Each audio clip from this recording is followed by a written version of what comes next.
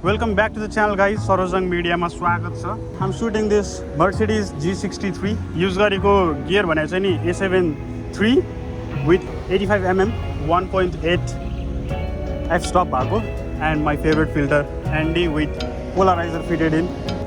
And you see most of the photos here are edited in Photoshop Lightroom and then Photoshop Beta AI use garera. So background haru chai mazale edit gareko cha. क्यामेरै बोल हो क्या यो त लोकेसन चाहिँ अलिक भएन जस्तो छ जस्तो भएन हल्का तलबाट हान्नुपर्ने हो खास है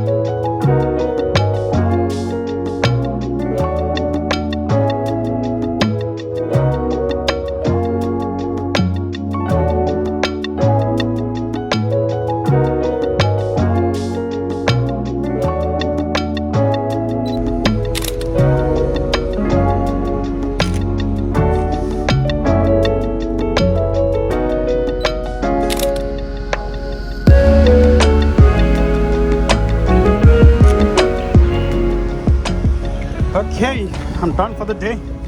Thanks for watching the video.